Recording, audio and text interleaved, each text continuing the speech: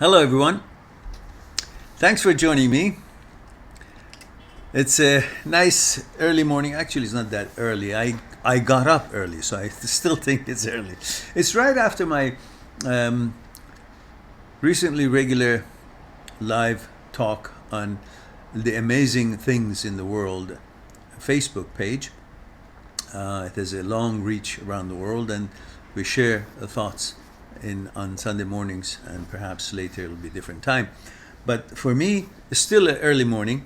I'm still half asleep, half awake, but still there are other appointments that I have to attend to.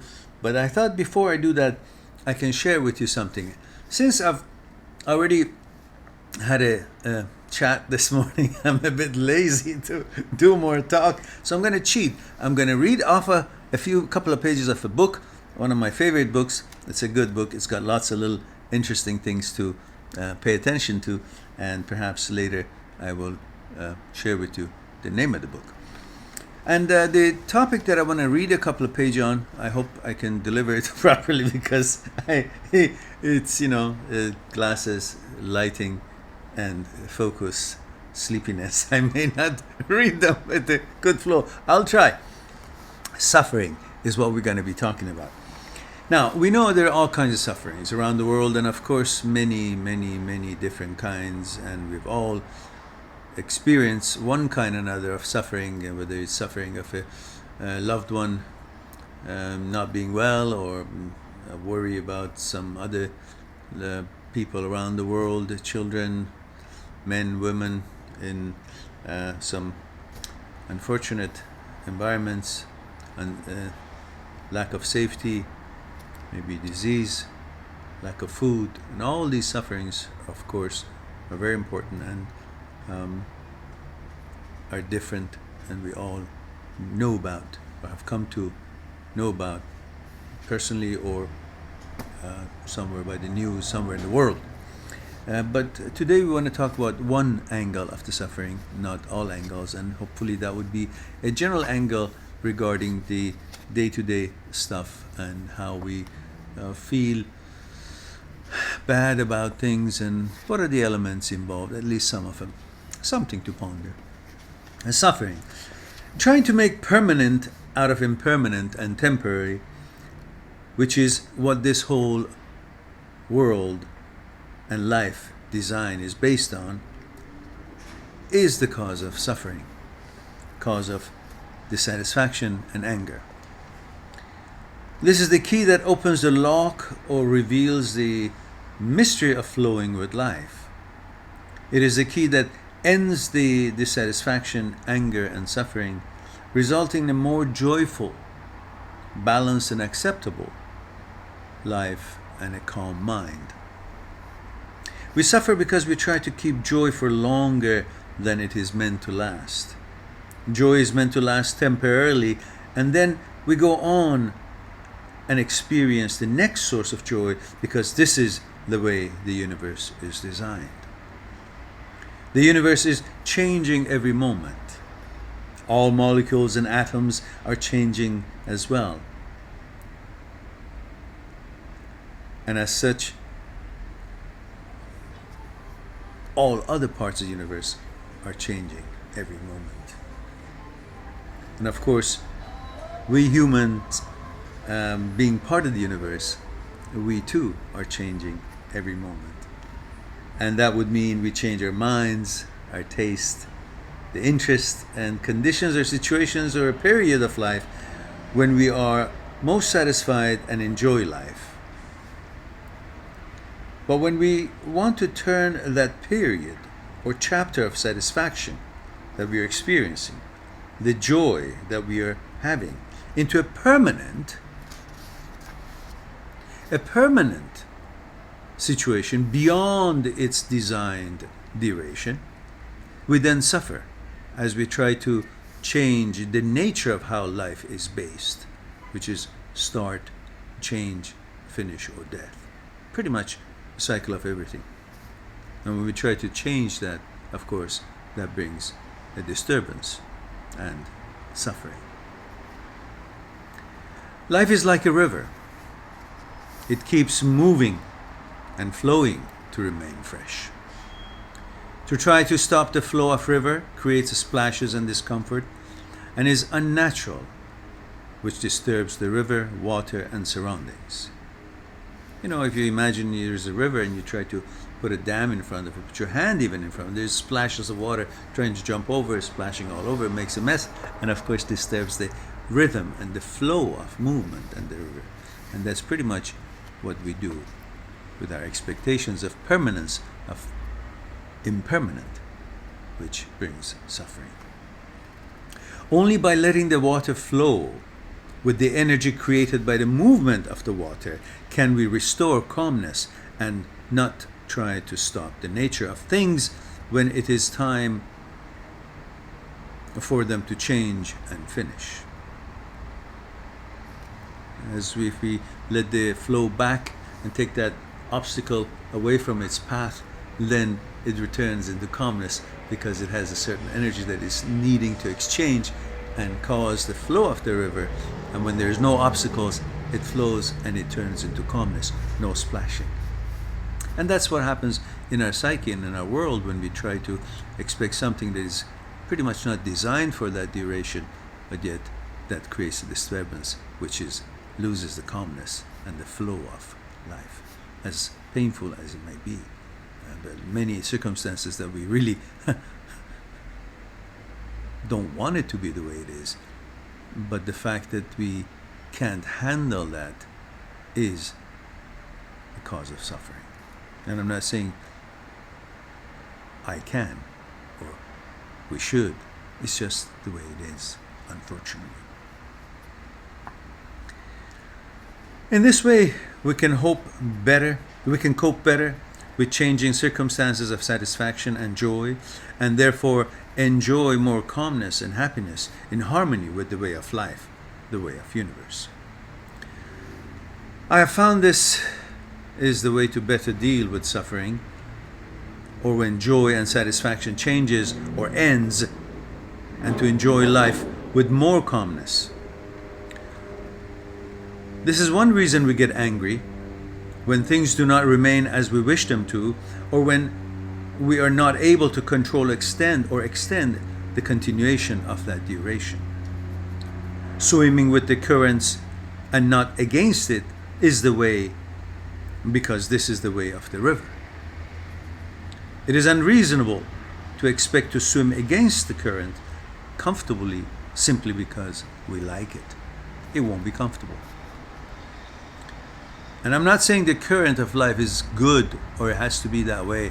I'm just saying the fact that it has its current, and when we cannot cope with it and we want it to last longer than it's designed or it can or was planned or however, then that's when the suffering, disturbance in our world comes about and we feel that pain. We do not cry, scream, or get depressed or affected when a sunny day changes into a stormy day and a rain, or gets colder. We do not get sad or angry as the season changes from lovely spring to summer to winter, or from winter to spring. This is the way life moves. But we get angry when our relationship changes or ends, or when someone dies through no fault of his or her own, or from an accident, which of course we will get really angry, really sad about these serious matters. But again, it's the way of the river, unfortunately. There is nothing that one can do. We all lose our loved ones, and that's the worst of the worst.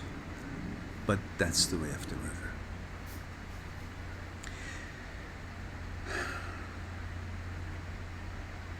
When we get angry, when we cannot arrange for a good situation or a joyful time to last longer, which is not lasting longer than it is, which is not lasting longer than it does, is the nature, is the natural order of it. Okay, let me read that again. We get angry when we cannot arrange for a good situation or joyful time to last longer, which it not lasting longer than it does, is the natural order, because the elements of this joy or good situation are also subject to the movement and changes of all molecules and atoms of things and people involved in creating it. Since everything involved in creating that, what it is that didn't last, is changing and is limited, and therefore it is the natural way of things to change, regardless of how much it lasts and how much we want it to last longer. By realizing that things have duration and things can have and are happening in an ever-changing environment, life, we can then be relaxed and cope with things much easier. This is what the term let go is supposed to mean. Let go. We can't do anything about it. The hell with it.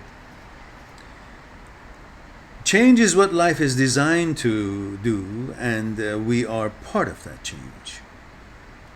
The changes in life, the changes in the life we are living, are the movements, advancements, and developments of life and us. Hence, enlightenment. Maybe that's why they say enlightenment comes from suffering. It's not that we have to suffer and put ourselves in pain and torture to be enlightened. The fact that the natural course of getting towards enlightenment is always combined with suffering. As everything good is the cause of suffering. Everything good is the cause of suffering. Why? Because we love the good. We want it more, and it doesn't. It doesn't necessarily go for ever, permanent. And that's then the suffering starts. So really everything good is suffering, in a way. As far as desire goes in Buddhism, I believe that we do not have to give up desire. By this I mean reasonable desires. We just have to remember that desire passes. And that is a normal part of life. Desires change too. Today you desire this, tomorrow you don't. Today you desire to be in this relationship, tomorrow you don't. Today you want this thingy, tomorrow you don't. Because everything changes, so does your desire change. So sometimes maybe we can take it for good news that if we can't get to our desire, we can always hope that, hey, this that I really, really want and I'm suffering because I can't get it or don't have it, will too change. Will also change, because desire is also subject to change. And so that's a hopeful thing. If I can't get it, the hell with it. It will by itself disappear, because the desire of it will disappear. Things or people may be as we like them to be, but they may change. They may change as well. It is important to know that things of all kinds are passing and have the possibility of changing to what we like, what we prefer or approve of, or dislike, don't prefer, or disapprove of. And that is what we like about them is not permanent. So things that we like and approve of can also change to things that we don't like and don't approve. The same thing. Same thing what we did like and it was pleasant and appealing and is exactly what we wanted can change. Just because we like something doesn't mean that thing will remain as we like it. Because everything is subject to change and they're changing every moment. So things that we do change, we do like, they may change. They may come to something that we don't like and don't approve because of their changes. And that is because they're not permanent. Almost nothing is permanent. To try to keep it or hope that it will remain as we like it, or when it is no longer as we like it, to get sad or try to stop it from going forwards, from going towards a different, undesirable or unacceptable direction, is an unnatural state of things in life and brings suffering. Yeah, I think it makes sense. Trying to expect things to be exactly the way we like it and remain that way, and we hope to we get sad and hope to stop it from going towards a different or undesirable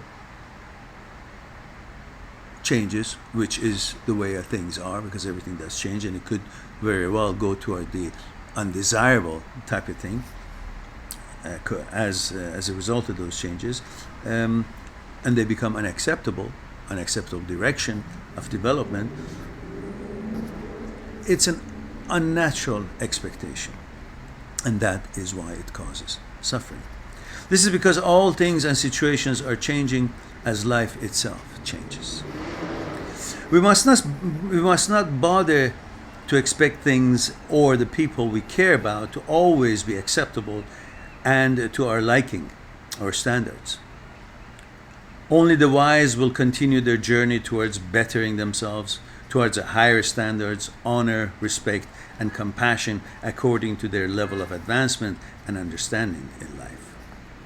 For the rest of us, what is not to our liking should be considered the flow of life for that thing, situation, or person.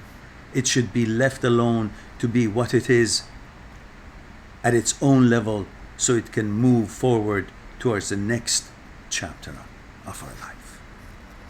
Well, something to ponder, some angle to think about, and I hope you enjoyed that few minutes that we spent together. And it's coming from a book called oh, it's my own book, Me, My Psyche, and I. I just cheated, didn't want to talk, but I read what I have talked before. So I hope that is acceptable. I was too lazy and I cheated. Hope you have a wonderful day, and you'll have a great Sunday. This is Sunday and the rest of the week. Talk to you soon, and thank you.